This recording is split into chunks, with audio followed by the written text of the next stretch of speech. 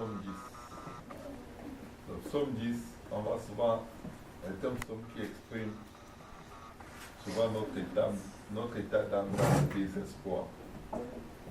Est-ce qu'il y a quelqu'un qui est déjà passé à travers une situation tellement intense qu'il a l'impression que Dieu l'a abandonné? Amen. Amen. Est-ce que vous savez que c'est pour ça que l'unicité, la croyance en l'unicité de Dieu est la croyance la plus importante? Le Seigneur dit dans Deutéronome 6, verset 4, « Écoute, ô Israël, l'Éternel, ton Dieu, est le seul Éternel. » Quand tu ne crois pas, ou quand tu crois que Dieu t'a abandonné, c'est littéralement comme si tu crois qu'il n'y a pas Dieu. Parce qu'il n'y a pas deux. Il n'y a pas un deuxième ou un troisième vers qui tu iras. L'Éternel, notre Dieu, est le seul Éternel, veut dire que, en tout cas, si tu crois là, crois seulement. Parce que s'il ne fait pas, qui d'autre va faire? Si tu ne t'appuies pas sur lui, sur qui d'autre peux-tu encore t'appuyer? Il est le seul. Le psaume dit ceci, éloigné. Pourquoi te caches-tu au temps de la détresse? Parfois, on va avoir l'impression que il est où Dieu?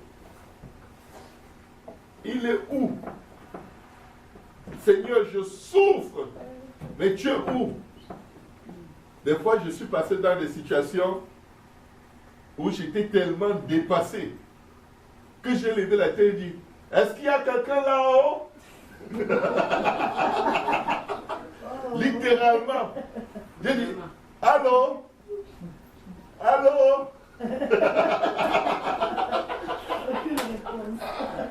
Et bien, Dieu, je m'étais, Dieu,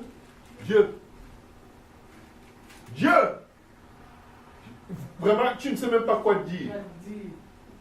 Tu es tellement dépassé que tu as l'impression que non, si Dieu existe, il faut quelque chose doit se passer. Ça ne peut juste pas être comme ça. Ça ne peut juste pas continuer d'être comme ça. Dieu, ça c'est ta spécialité. Dieu, où? Je vais vous parler de quelqu'un qui a été dans cet état pendant des années. Je crois environ 17 ans. Joseph. Toutes les promesses de Dieu sur sa vie, vendu par ses frères, jeté dans un puits, vendu, je crois que c'était au Madianite, je ne sais plus à quelle espèce à quelle tribu. Oh, qui ça? Oh, ça devait être des Madianites. Vendu dans la maison de Paul. Vendu. Oh! Dieu, il devait être comme... Attendez un peu. Mais au milieu du fait qu'il était vendu, les dons spirituels qu'il avait étaient toujours opérationnels. Et il savait que ce n'est pas des dons qui viennent de lui. Parfois, quand on a l'impression que Dieu a disparu, que Dieu a décidé de ne plus exister, le temps de Dieu est fini, il faut juste observer dans notre vie. Qu'est-ce que Dieu fait? Parce que des fois, là, une situation peut devenir plus importante, plus bruyante, plus visible que les grandes choses que Dieu est en train de faire. Je n'avais pas d'enfant, maintenant j'en ai jusqu'à ce que je ne peux pas compter. J'étais célibataire, pendant que les gens prient pour les liens de célibat, je suis marié jusqu'à être fatigué de se marier. Mais écoutez, si on compte les bienfaits de Dieu, on ne va pas se retrouver dans cette situation. Et dit, pourquoi te caches-tu au temps de la détresse? Dieu ne se cache pas. Les Marie et Marthe disent à Jésus, si tu étais là, mon frère n'allait pas mourir. Mais il n'était pas loin. Il savait. Quand même Lazare est mort, il savait avant que tout le monde ne sache. Il a attendu plusieurs jours. Il attendait quoi? Que Lazare meure. Peut-être tu comptes le temps, tu te dis, oh non, ça fait longtemps que ça dure. C'est longtemps pour toi. Parce qu'il y a un vrai longtemps qui va bientôt commencer dans ta vie, c'est l'éternité. Là-bas, c'est là-bas qu'il y a longtemps. Tout temps sur la terre, c'est un court temps. Le temps n'est jamais assez long pour Dieu. Quand quelque chose dure, c'est parce que Dieu veut préparer les gens concernés à ce qu'il veut faire. Dieu voulait préparer le cœur de Joseph, arriver à un endroit de galère où il n'a plus de rancune. Tu souffres tellement que tu n'en veux même plus à personne. Si tu étais rancunier, quand tes problèmes commencent, Dieu dit attends. Ce problème-là va être dur. Jusqu'à ce que ton cœur et tes pensées deviennent totalement fixés sur moi. Et j'enlève le problème. Après, on va te dire c'est tel qui t'a mis dans le problème. Tu vas dire c'est pas grave. C'est pas grave. Alors que quand le problème était au début, ou au milieu, tu avais la haine, les mauvaises pensées. Tu disais, si je sors d'ici, je vais faire telle chose. Et Dieu entendait. Il disait, tu ne sors pas. Quand cette affaire va se terminer, je vais faire tel truc. Dieu dit, ok, je préfère te garder dedans d'abord. Quand tu n'auras plus de volonté, ni de plan, ni de projet, là, on va voir quand est-ce que tu peux sortir. Le méchant dit dans son orgueil, et ça c'est la pire des choses qui arrivent quand tu as des problèmes avec les êtres humains. C'est que ton adversaire dit dans son orgueil, ton adversaire dans son orgueil, il te poursuit, il te fait la guerre, il te calomnie, il te descend. Et il crée des situations dans la vie où tu deviens victime des traumas qu'il a conçus. Car le méchant se glorifie de sa convoitise et le ravisseur outrage méprise l'Éternel. Je vais vous dire une chose, si vous avez un problème avec quelqu'un et que la personne commence à insulter même votre Dieu, le problème est réglé, c'est fini. Ce n'est plus votre problème. De toute façon, quand la personne n'insulte même pas Dieu, ce n'est déjà plus votre problème. Parce que vous avez donné votre vie à Jésus. Vous n'avez pas juste donné les bonnes choses de votre vie à Jésus. Vous avez donné tous les problèmes qui sont supposés subvenir dans votre vie à Jésus. Donc quand un problème survient, au lieu de réfléchir, qu'est-ce que je peux faire? Dites, Seigneur, je sais que tu vas faire. Parce que moi, je n'ai pas de problème. Ça, c'est ton problème. Tu as le droit de dire à Dieu, Seigneur, ici, là, tu te débrouilles. Je ne me mêle pas de ça. Alléluia. Amen. Tu dois payer ton loyer, tu n'as pas l'argent, tu dis à Dieu, Seigneur, ici, toi, tu te débrouilles. Moi, ce n'est pas mon problème. Je t'ai donné ma vie, je t'ai donné tout mon argent, mais dis-moi mes offrandes, et au-delà, donc, moi, je n'ai pas de problème. Si on me prend pour mettre dehors, c'est le temple du Saint-Esprit qu'on a mis dehors. Si on m'insulte, c'est le temple du Saint-Esprit qu'on insulte.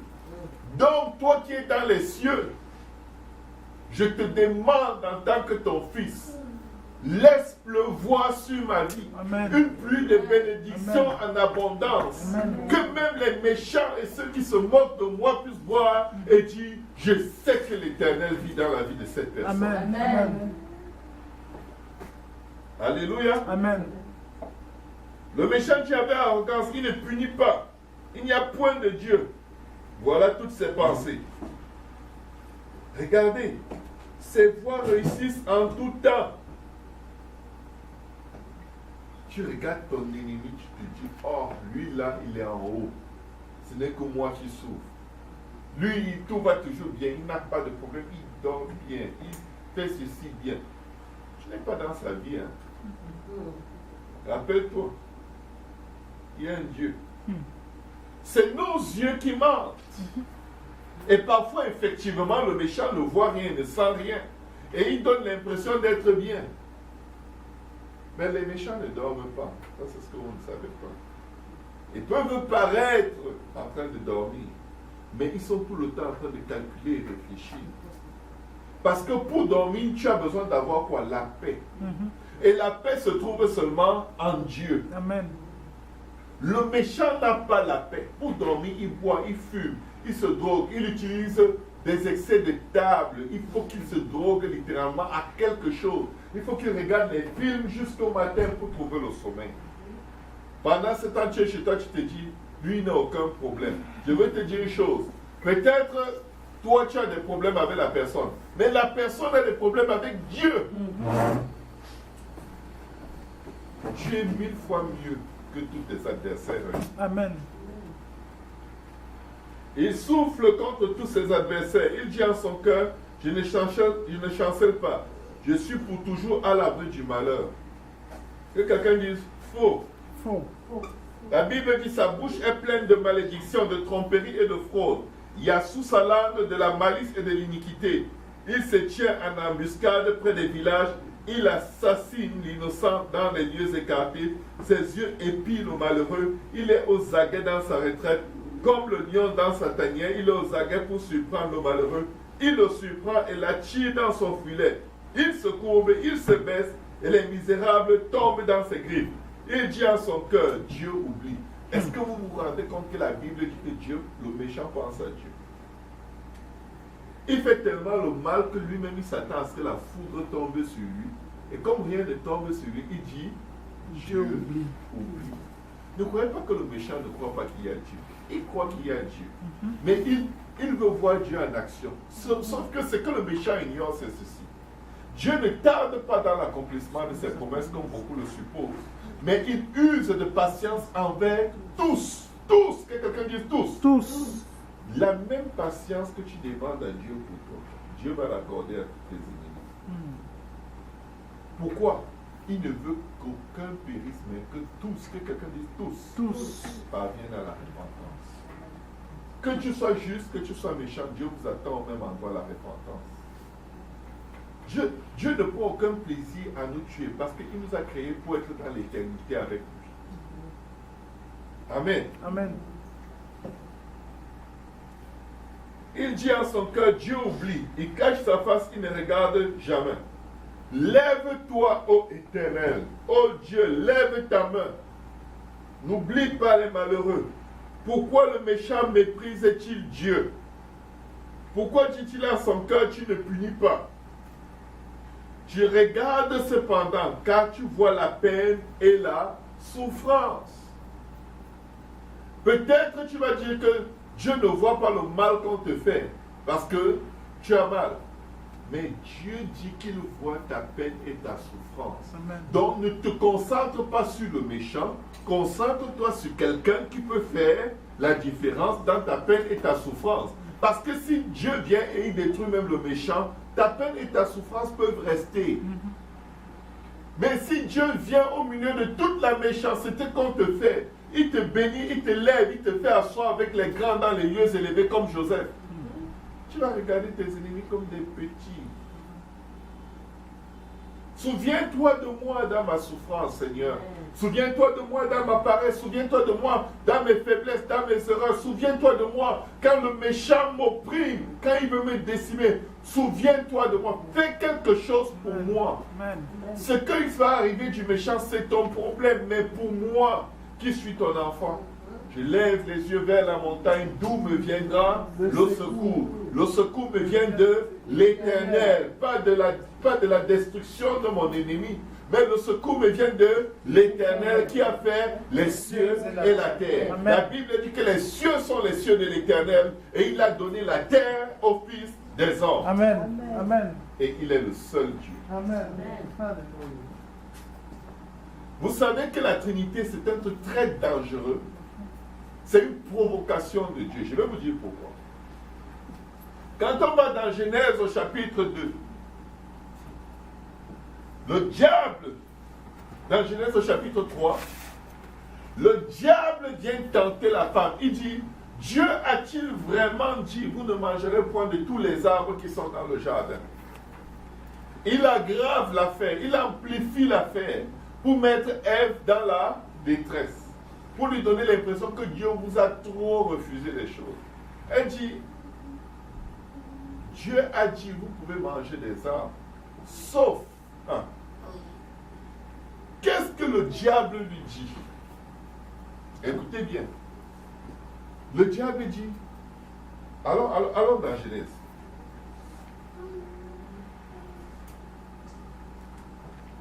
Genèse chapitre 3.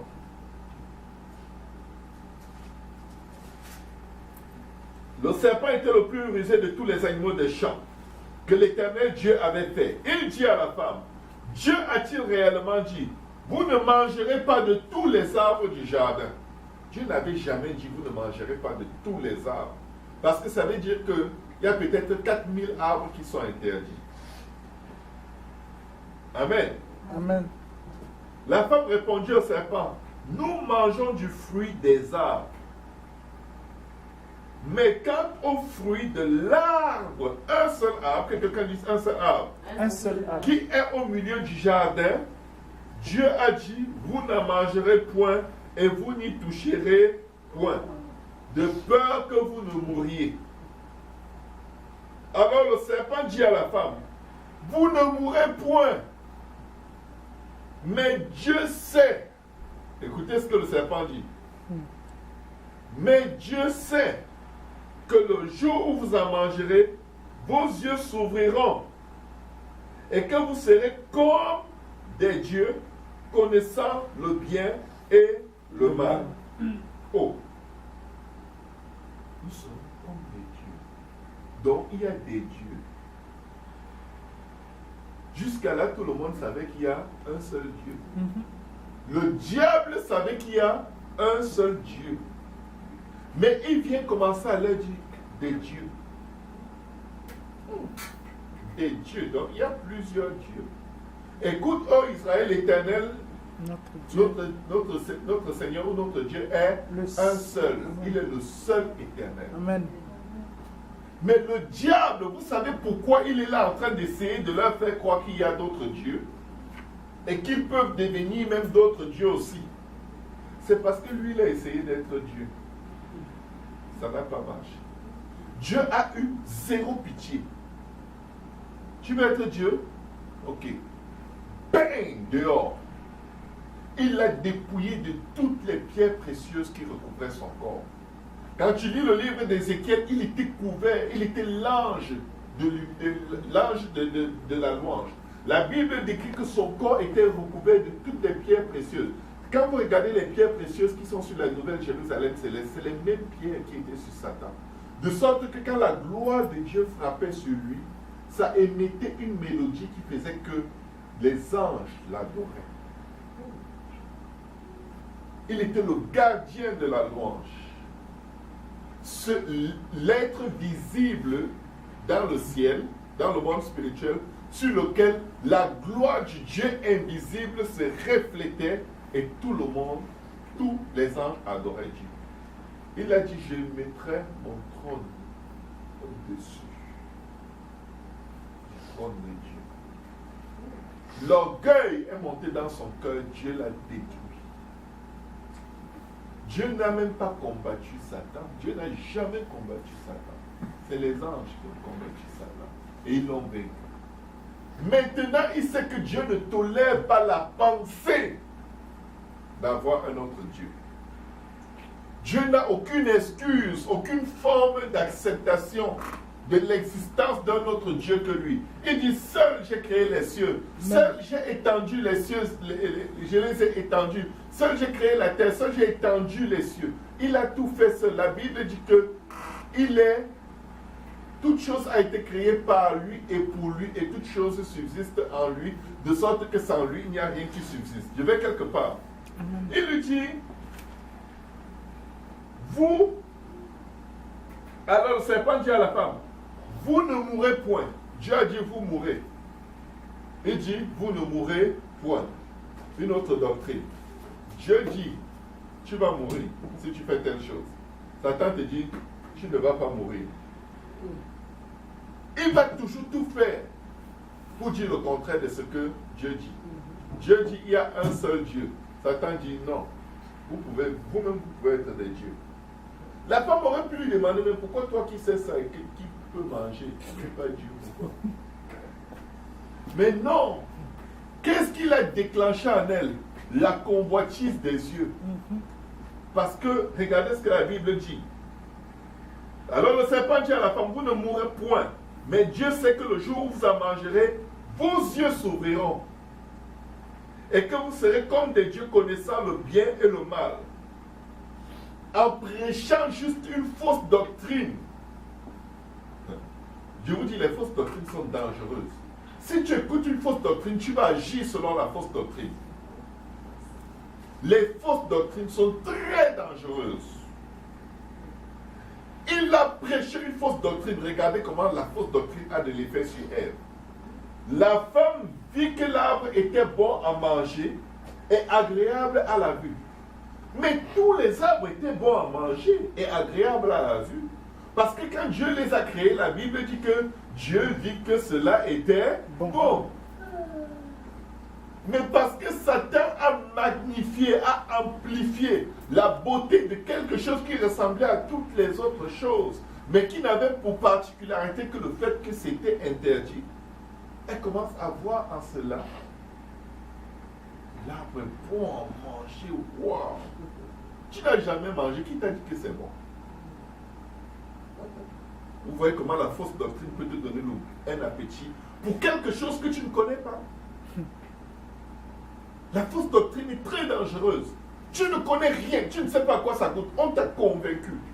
Le marketing. Quand tu as ça, vraiment, tu vas être bien, tu vas bien marcher, tu vas être beau. On est en train de te dire, tu es laid. Quand tu vas mettre ça, tu seras beau. Donc tu es en train de dire que je suis laid. Non, non, tu es déjà beau. Non, mais si je suis déjà beau, pourquoi je ne dépense pas mon argent?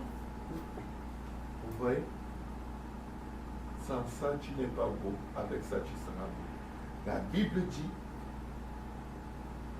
la femme dit que l'arbre était bon à manger, agréable à la vue, et qu'il était précieux pour ouvrir l'intelligence.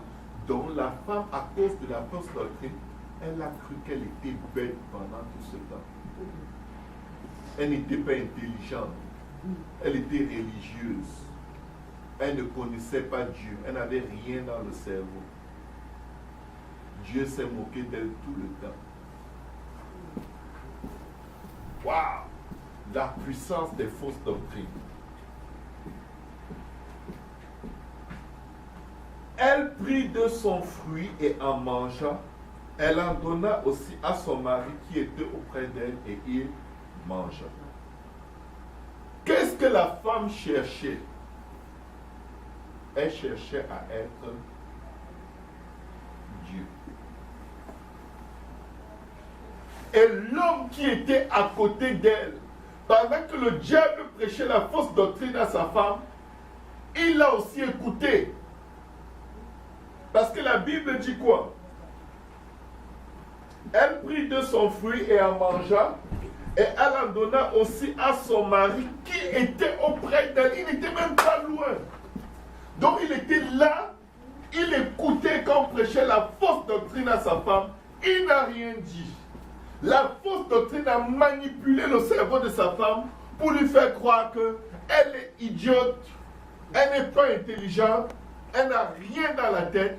Ça lui prend de ce fruit pour devenir finalement intelligente et même plus, pour devenir Dieu. Vous savez, le diable a beaucoup détesté le fait de vouloir être Dieu, et Dieu lui prouve, tu n'es qu'un serpent, tu n'es rien, tu es laid, même ta beauté, c'est moi qui te l'ai donnée. La Bible dit que Dieu l'a enfermé dans les ténèbres. Mais comme le serpent est un animal rusé, il a permis que Satan le possède. Un animal rusé, c'est un animal qui aime jongler. Vous savez, le serpent, ce qu'il fait, vous ne le voyez jamais. Mais il voit tout ce que vous faites. Généralement, quand tu vois le serpent, il est trop près de toi. Il est toujours caché, la tête sort un peu comme ça. Partant d'un trou, il envoie juste la tête dehors, il regarde.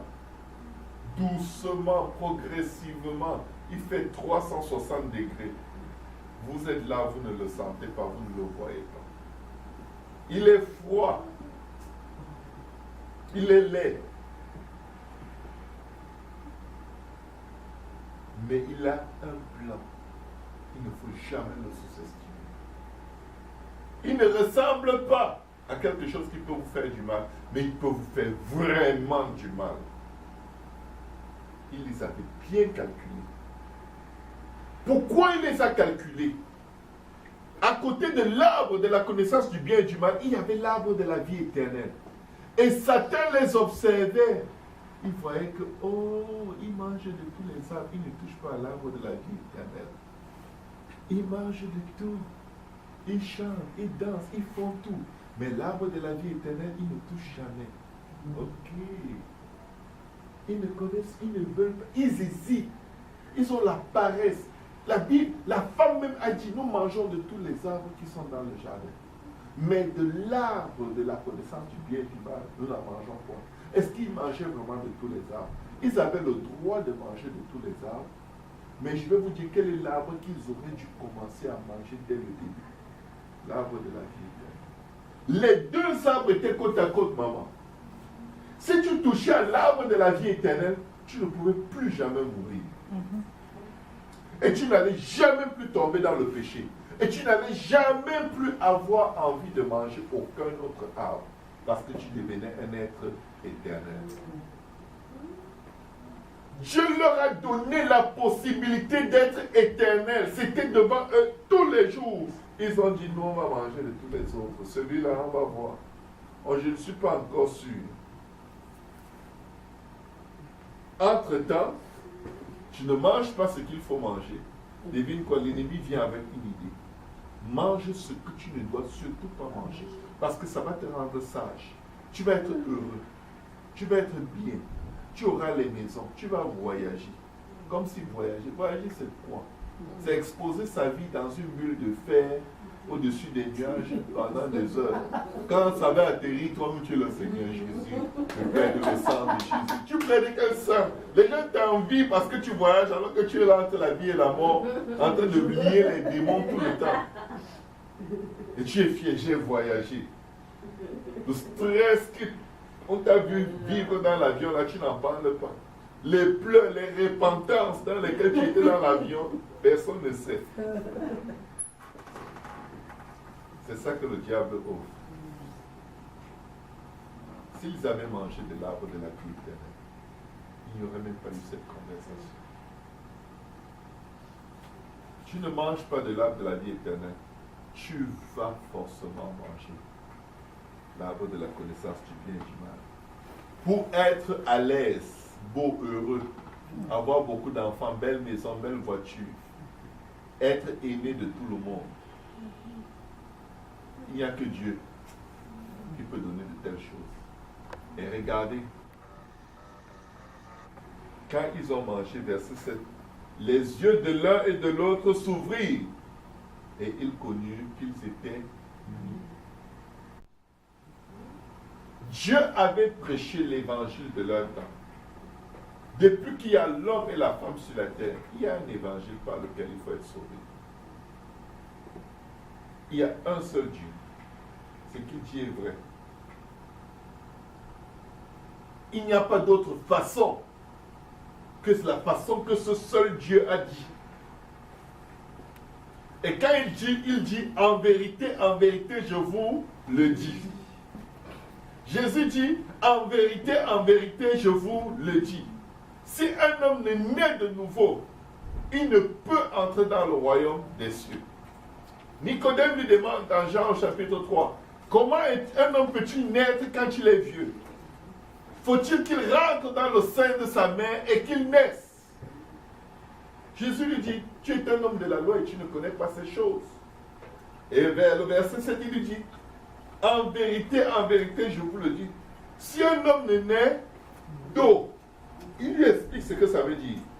D'essence d'eau et d'esprit, il n'entrera pas dans le royaume des cieux. Ce qui est né de la chair est chair, et ce qui est né de l'esprit est esprit. Je vous le dis, vous devez naître de nouveau. Quelqu'un me dit, mais qu'est-ce que ça veut dire? On dit naître d'eau et d'esprit. L'eau c'est la parole et l'esprit c'est la parole. Non, l'eau c'est l'eau. L'eau c'est l'eau. La terre est sortie d'où? De l'eau. Quand Dieu crée les cieux et la terre, il crée les cieux qui enferment la terre dans une bulle d'eau. Et il commande au sec de paraître, je crois le 4e jour. dont la terre est sortie de l'eau. Nous venons d'où? De la terre. La terre est née du sein des eaux. Nous avons été pris de la terre et formés. Mais regardez, d'où est-ce que nous sortons? Le bébé sort d'où? Le bébé sort de l'eau. Quand il est dans vos ventres, maman, il est dans l'eau. C'est le même principe. Il naît d'eau et d'esprit. S'il n'y a pas l'esprit en lui, il va sortir un bébé mort. C'est le même principe. Quand Dieu a formé l'homme de la poussière de la terre, l'homme n'était pas vivant. Il a soufflé en lui l'esprit et l'homme est devenu une âme vivante. De même, spirituellement, pour naître du royaume des cieux, Luc 24, 44, le Seigneur dit que la repentance et le pardon des péchés soient prêchés en son nom à toutes les nations, en commençant par Jérusalem, vers le verset 47. La repentance et le pardon des péchés. C'est exactement ce qu'il a demandé de prêcher. Et il leur a demandé d'attendre à Jérusalem que le Saint-Esprit descende sur les apôtres. Le jour de la Pentecôte, ils étaient tous dans la chambre haute. Soudainement, il suivait sur eux un bruit comme celui d'un vent impétueux, des langues semblables à des langues de feu se posèrent sur chacun d'eux et ils furent tous remplis du Saint-Esprit. Ça veut dire que le temps était arrivé que la repentance et le pardon des péchés soient prêchés. Parce qu'ils devaient attendre le baptême du Saint-Esprit avant de prêcher la repentance et le pardon des péchés au nom de Jésus, selon Luc 24, 44.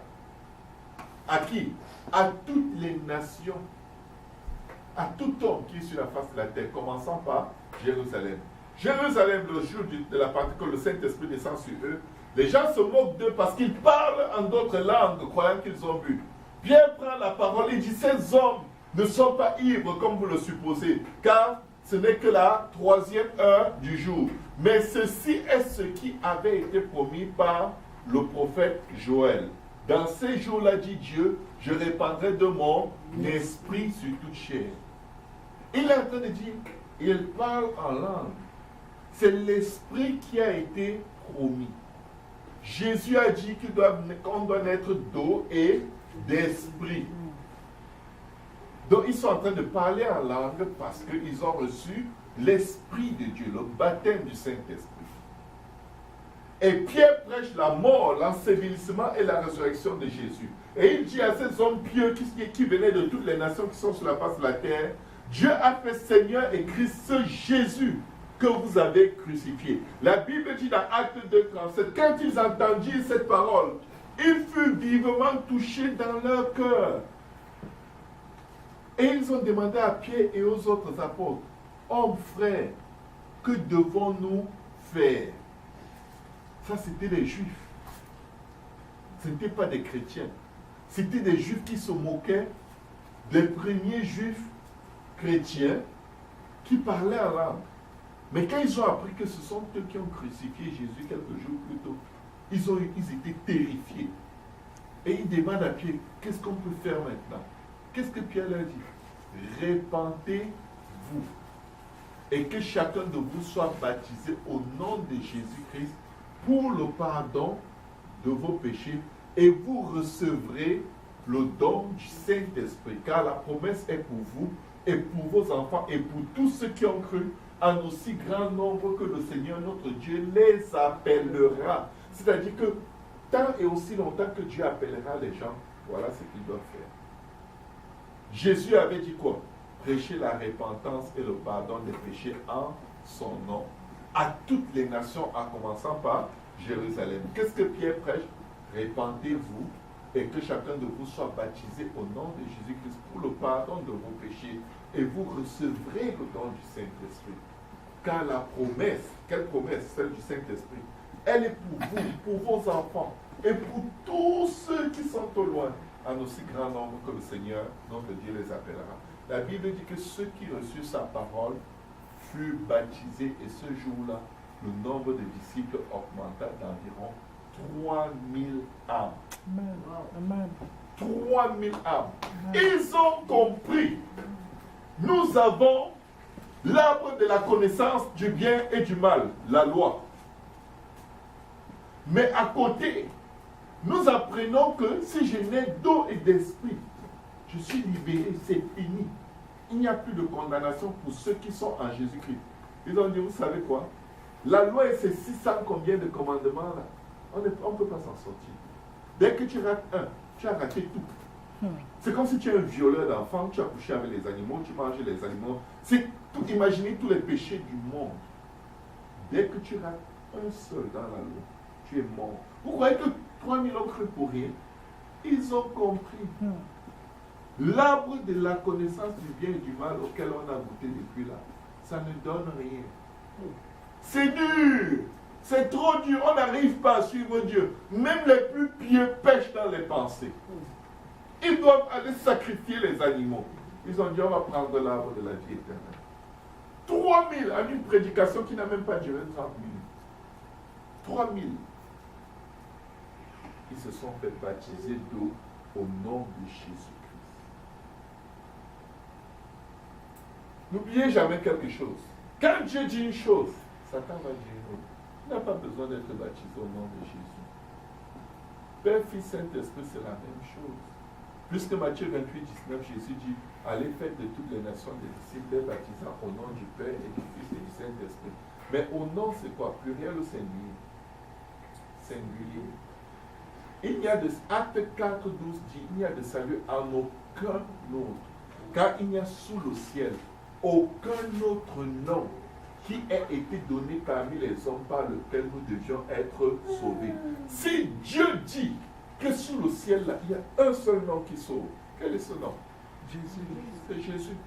Car Dieu lui a donné un nom qui est élevé au-dessus de tout nom, de sorte qu'au nom de Jésus, tout genou fléchit dans les cieux, sur la terre et sur la terre. Alléluia. Amen. Donc, quand ils ont commencé à baptiser, ils ont baptisé au nom de Jésus. Point final. Quand ils sont allés en Samarie, Philippe a fait des miracles. Là, et il a prêché la bonne nouvelle. La Bible dit que toute la Samarie, dans Acte 8, vous pourrez regarder dans vos Bibles, toute la Samarie a reçu la bonne nouvelle. Vous vous imaginez? On dit que tout Pierrefonds a reçu la bonne nouvelle. Amen. Mais la Bible dit ceci.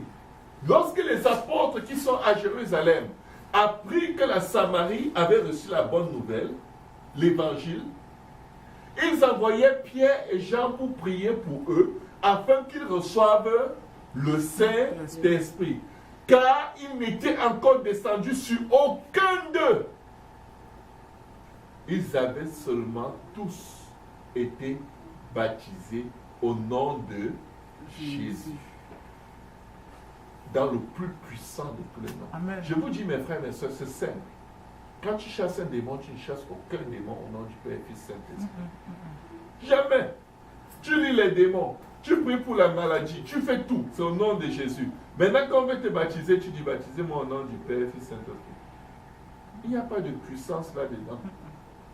C'est pourquoi dans la Bible, il n'y a personne qu'on a baptisé en disant je te baptise au nom du Père, du Fils et du Saint-Esprit. Personne, zéro. Mais les gens baptisés au nom de Jésus, ce n'est en fait que les seuls que tu trouves après la mort de Jésus. Avant la mort de Jésus, quand Jean baptisait, il ne baptisait jamais au nom de Jésus. Pourquoi? Parce que pour que le nom de Jésus puisse effacer tous nos péchés, il fallait qu'il ait versé son sang. La Bible dit que sans effusion de sang, il n'y a pas de pardon de péché. Donc, il n'y avait pas de pardon de péché. Il n'y avait pas la rémission des péchés avant l'effusion du sang de Jésus. Donc, dès que Jésus est mort, tout baptême, vous pouvez vérifier dans vos Bibles, tout baptême se faisait au nom de Jésus. Aujourd'hui, la question reste là, la même. Voici l'arbre de la connaissance du bien et du mal. Croire en plusieurs dieux. Dieu sait qu'il n'y a qu'un. Le diable dit qu'il n'y a pas qu'un. Il y a Dieu le Père, Dieu le Fils, Dieu le Saint-Esprit.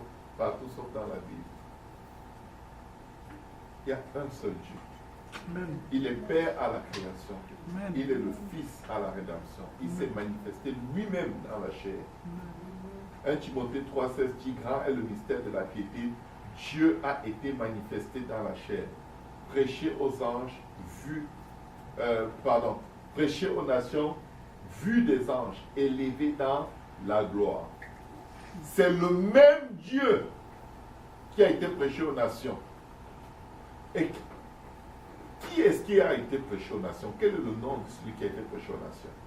C'est Jésus. C'est Jésus. Qui a été élevé dans la gloire? C'est Jésus. 1 Timothée 3,16 dit Dieu. Certaines versions de Bible disent celui. Mais la réalité c'est Dieu. Je veux vous encourager. Quand vous prêchez l'évangile, prêchez ce que Jésus a dit. Amen. Prêchez la repentance et le pardon des péchés au nom de Jésus. Amen. Si ce n'est pas au nom de Jésus, il n'y a pas d'autre nom pour régler le problème. Pour que les péchés soient effacés, ça prend le nom de Jésus. Amen. Et cela va sans contredire. C'est non négociable. Amen. Pour que les morts ressuscitent, ça prend le nom de Jésus. Pour que nous ayons la vie éternelle, le Saint-Esprit, ça prend le nom de Jésus. Les apôtres disent, tout ce que vous faites en parole et en acte, faites-le au nom du Seigneur Jésus. Amen. Car il n'y a de salut en aucun autre. Parce qu'il n'y a sous le ciel aucun autre nom qui ait été donné parmi les hommes par lequel nous devons être sauvés. Nos œuvres ne vont jamais nous sauver. La Bible dit que même nos meilleures œuvres sont comme de la cendre aux yeux de Dieu. Notre justice ne va pas nous sauver. Notre fréquentation d'une église ne va pas nous sauver. Mais notre fréquentation d'une église va nous donner l'opportunité d'entendre ce que nous devons faire pour être sauvés. Alléluia. Amen. Aujourd'hui, nous avons les deux arbres. Il ne faut pas hésiter à prendre l'arbre qui porte le nom du salut. Amen. Amen. Amen. Il dit, je suis le cep, vous êtes le sarment. Si vous demeurez à moi, vous porterez beaucoup de fruits. Amen. Nous devons nous tourner vers l'olivier auquel nous avions été greffés. Amen. Mais pas Israël, mais le lion de la tribu de Juda. La Bible dit que Jésus-Christ est la pierre angulaire qu'ont rejeté ceux qui bâtissaient. Tout ce que nous devons faire doit avoir le nom de Jésus. Amen. Amen. Tout ce que nous avons même fait, nous devons nous assurer. Quand j'ai été baptisé d'eau, est-ce que c'était au nom de Jésus ou à un autre nom? Si ce n'était pas au nom de Jésus, fais comme les disciples dans Acte 19. Je vais lire Acte 19 pour terminer. Parce que ce n'est pas la première fois que ce dilemme se pose. Ce n'est pas la première fois que des gens qui servent déjà Dieu se retrouvent confrontés au choix de manger entre deux arbres. Ils auraient pu regarder à leurs œuvres, à tout ce qu'ils ont déjà fait dans le Seigneur et pour le Seigneur. Mais ils ont refusé. Ils ont dit non, non, non. On va manger de l'arbre de la vie éternelle. C'est facile, c'est accessible. Pendant qu'Apollos était à Corinthe, acte 19, pour terminer, Paul, après avoir parcouru les hautes provinces de l'Asie, arriva à Éphèse. Et a rencontré quelques disciples, il leur dit, avez-vous reçu le Saint-Esprit quand vous avez cru? Maman, ils étaient déjà des disciples. Ils servent Dieu depuis. Ils évangélisent. Ils ont déjà fait toutes sortes de choses pour Dieu. Leur vie est consacrée à Dieu. Il lui répondit, nous n'avons même pas entendu dire qu'il y a un Saint-Esprit. Nous ne pouvons pas dire cela parce que nous avons toujours beaucoup entendu parler du Saint-Esprit. Mais entendre parler et la voir, c'est deux choses différentes. Eux qui servaient Dieu, qui prêchaient Jésus, ne savaient pas. On doit avoir le Saint-Esprit. Waouh! Il dit, de quel baptême avez-vous donc été baptisé? Il répondit, du baptême de Jean. Alors Paul dit, Jean a baptisé du baptême de la repentance. disant au peuple de croire en celui qui venait après lui, c'est-à-dire en Jésus. Amen. Sur ces paroles, ils furent baptisés au nom du Seigneur Jésus. Ils étaient déjà baptisés, mais il leur manquait un nom. Le nom de Jésus. Ils étaient baptisés du baptême de Jean qui annonçait la venue de Jésus. Mais Jean ne baptisait pas au nom de Jésus.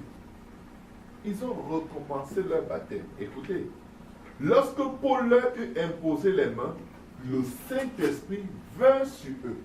Donc le baptême dont ils ont été baptisés, c'était le baptême d'eau. Parce que c'est après, lorsqu'on leur impose les mains, que le Saint-Esprit vint sur eux et ils parlaient en langue et prophétisaient, comme les apôtres le jour de la Pentecôte, qui est le témoignage du baptême du Saint-Esprit. Ils étaient environ 12 hommes. Beaucoup de chrétiens sont dans cet état. Beaucoup ont dit que quand tu as reçu Christ dans ton cœur, tu as reçu le Saint-Esprit. Il n'y a rien d'aussi faux que ça. Tu peux avoir reçu le Saint-Esprit avant. Il y a des gens qui reçoivent le Saint-Esprit dans leur lit. Je connais des catholiques qui ont reçu le Saint-Esprit dans leur lit. Ils se sont levés un matin en parlant en d'autres langues, ils ne pouvaient pas s'arrêter. Tellement ils cherchaient Dieu. Je vais vous dire une chose, pour recevoir le Saint-Esprit, il faut seulement vivre dans la repentance. Tu dis, Seigneur, je veux ton esprit. Dieu va te le donner. Si tu es sincère, tu vas l'avoir. Tu vas parler en langue. Est-ce que tu peux recevoir le Saint-Esprit sans parler en d'autres langues? Il n'y a aucun exemple dans la Bible. Aucun. Parce que c'est quand les gens parlaient en langue que tout le monde savait qu'ils ont reçu le Saint-Esprit. Les apôtres, je connais, Pierre a dit, ils ont reçu le Saint-Esprit. La Bible dit, car ils les entendaient parler en langue. Le jour de la Pentecôte, Pierre dit, c'est le Saint-Esprit. Pourquoi? Ils les entendent parler en langue. Amen. Pourquoi est-ce qu'on a envoyé les apôtres à Samarie prier pour que les gens reçoivent le Saint-Esprit? Parce qu'en Samarie, personne ne parlait en langue. Tout le monde était baptisé au nom de Jésus. Amen. Amen. Le signe extérieur du baptême du Saint-Esprit, c'est le parler en d'autres langues. Et la naissance d'eau dont Jésus parle, c'est le baptême d'eau au nom de Jésus. Amen.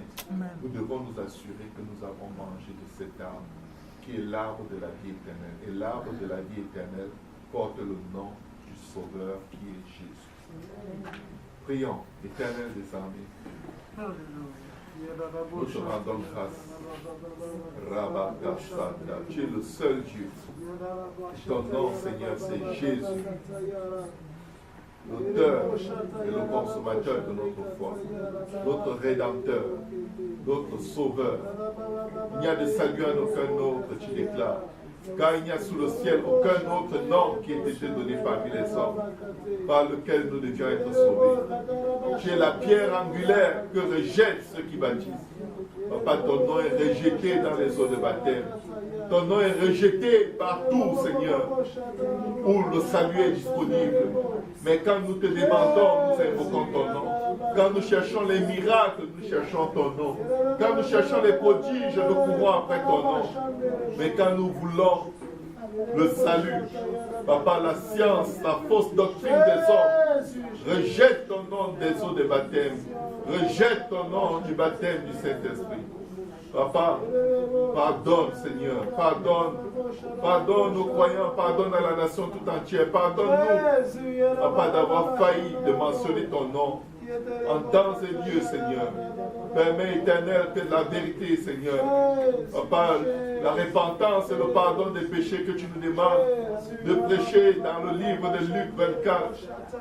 Oh Dieu, la nouvelle naissance que tu répètes dans Jean 3, Seigneur, et qui est concrétisée dans Acte 2:38. Papa, permets que ce message soit prêché encore et que les nations de la terre reconnaissent qu'il n'y a qu'un seul Dieu et qu'il n'y a qu'un seul nom, le nom qui est élevé au-dessus de tout nom. Papa, sois exalté, sois adoré, sois loué, sois célébré, Seigneur, pour tout ce que tu es et pour tout ce que tu fais, Seigneur. Merci, Seigneur. Merci, Éternel des âmes. Merci, Prince de paix et de gloire. Jésus. Nous avons besoin de toi, Seigneur. Alléluia. Nous avons besoin de toi, Jésus. Alléluia. Nous avons besoin de toi, éternel des âmes. Fais en nous un cœur pur, Seigneur. Permets que ta vérité soit prêchée à toutes les nations jusqu'aux extrémités de la terre. Fais-le, Seigneur, pour la gloire de ton nom. Au nom de Jésus. Au nom de Jésus. Alléluia. Au nom de Jésus. Amen. Amen, amen et amen. Que le Seigneur vous bénisse abondamment. Que sa paix, sa grâce soit sur vous tous. Alors que nous tournons nos cœurs et nos pensées. Assurons-nous toujours d'avoir porté le nom de Jésus dans les eaux de la terre. De ne pas manger du mauvais arbre. De ne pas nous faire avoir par des doctrines qui disent que tu n'as pas besoin d'être baptisé. Crois seulement dans ton cœur. Alors que tous les croyants de la Bible étaient baptisés. Ça, c'est très dangereux, c'est très diabolique. C'est vraiment méchant de détruire l'être humain avec des fausses doctrines. Amen. Si quelqu'un a des questions, je suis encore là. Que Dieu nous aide. Amen. Alléluia. Est-ce qu'il y a quelqu'un qui a besoin de prière? Vous pouvez vous avancer, on va prier.